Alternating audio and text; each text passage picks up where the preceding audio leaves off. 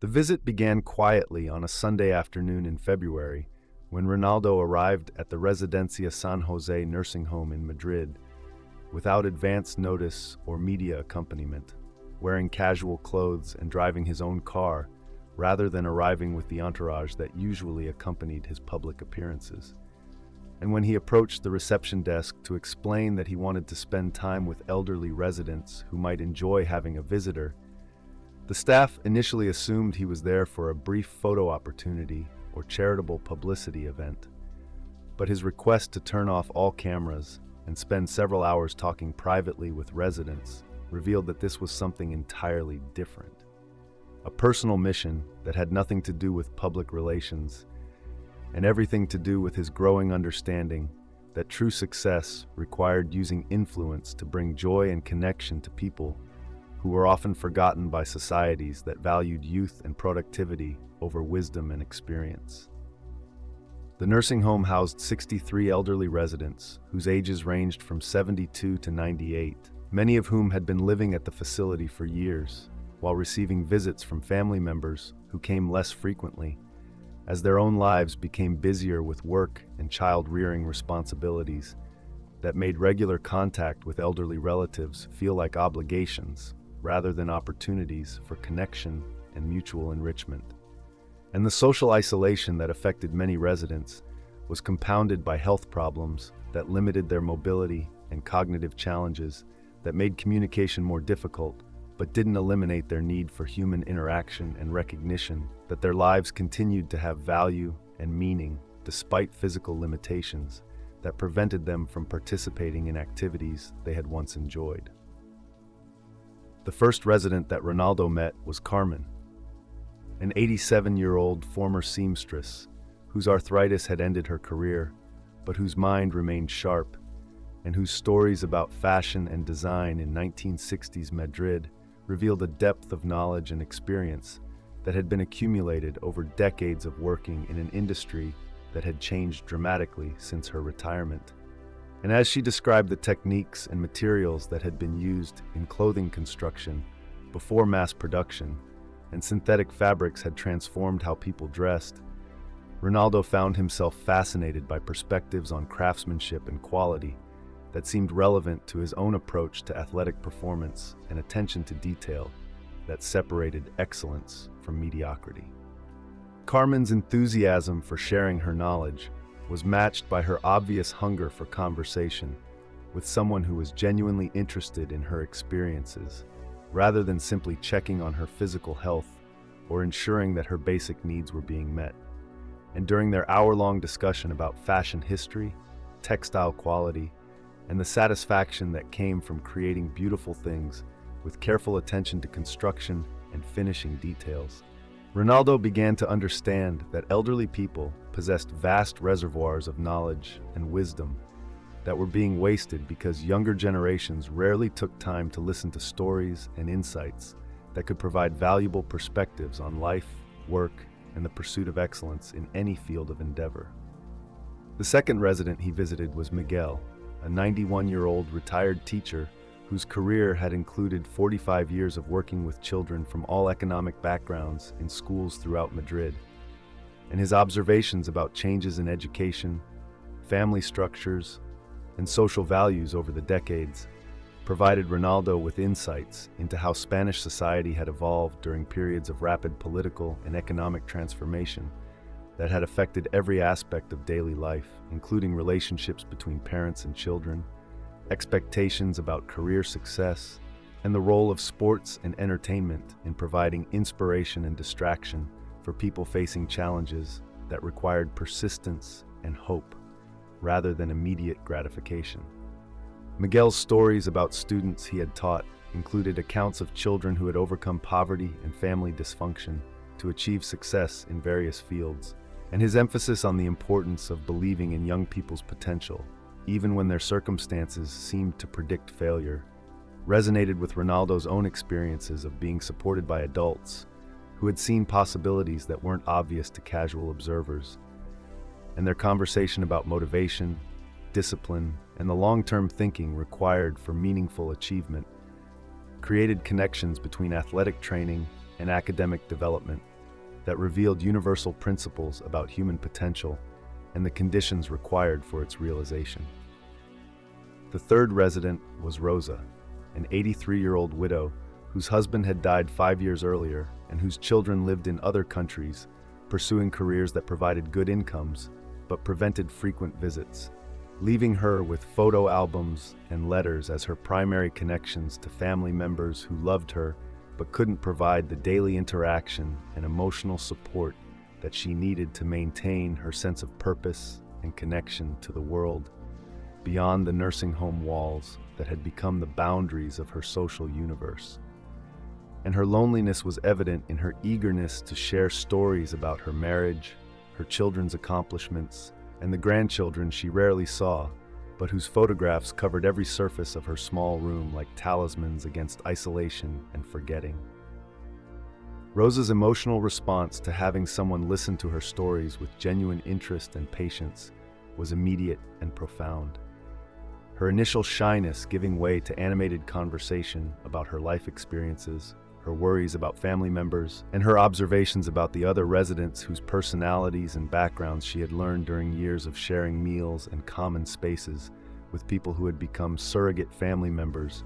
united by their circumstances rather than blood relationships. And her insights into the social dynamics of nursing home life revealed both the friendships that provided mutual support and the conflicts that arose when people with different backgrounds and expectations were forced to live in close proximity without adequate privacy or personal space. The lunch that Ronaldo shared with residents in the facility's dining room transformed what was usually a quiet, routine meal into a social event where elderly people who rarely had opportunities to interact with younger visitors found themselves energized by conversation with someone whose fame was less important than his willingness to listen to their stories and treat them as interesting people, rather than patients to be managed or problems to be solved. And the laughter and animated discussion that filled the dining room during his visit created an atmosphere of joy and connection that staff members later described as unlike anything they had witnessed during their years of working at the facility. The afternoon activities that followed included Ronaldo participating in card games, listening to residents play piano and sing songs from their youth, and helping with simple crafts projects that provided opportunities for conversation while keeping hands and minds active in ways that promoted social interaction and cognitive engagement that were essential for maintaining quality of life among elderly people whose physical limitations might restrict their activities but shouldn't eliminate their opportunities for learning, creating,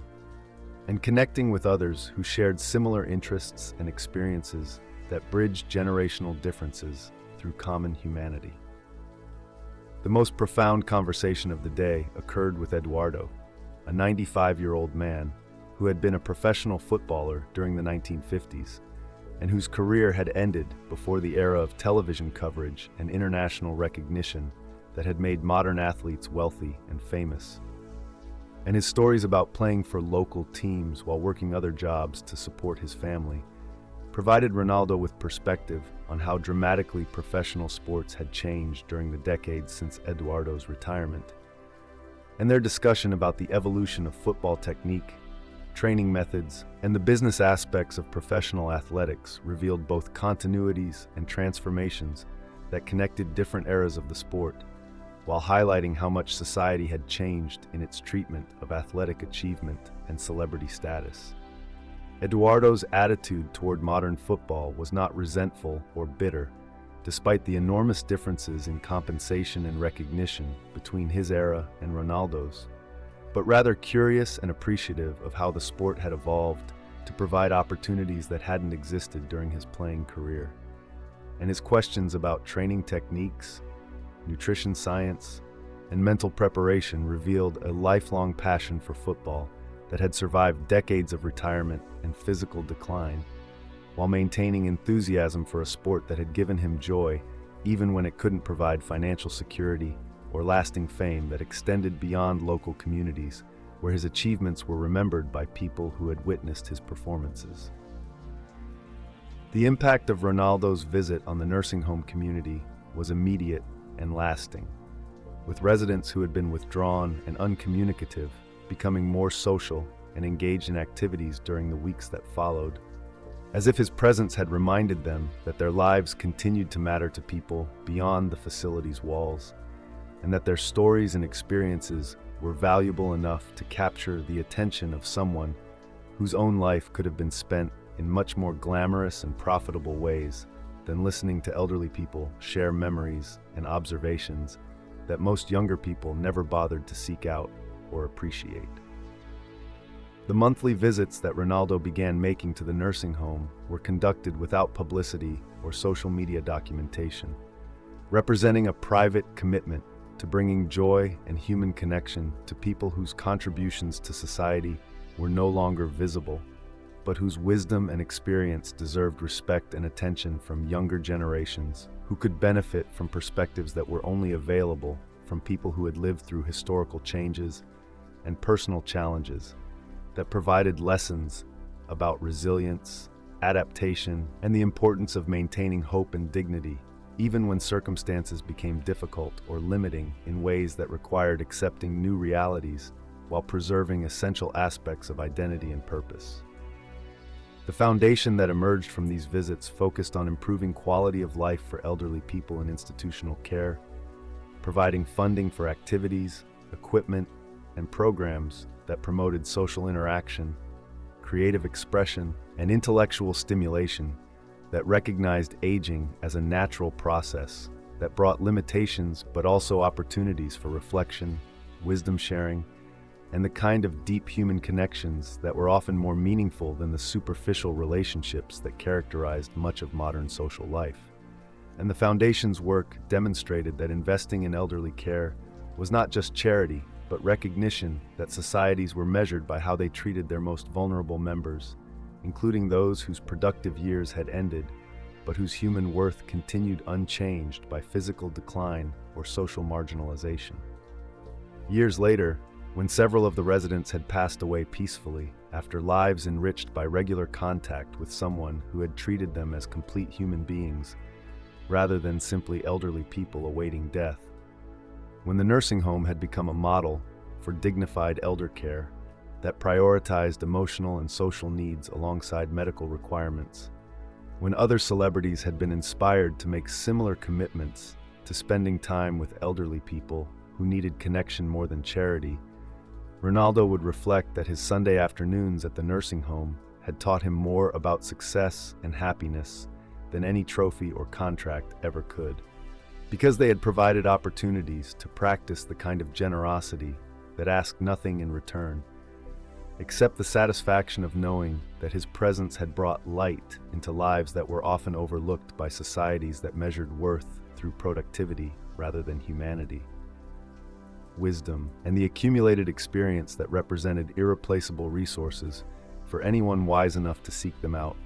and humble enough to listen carefully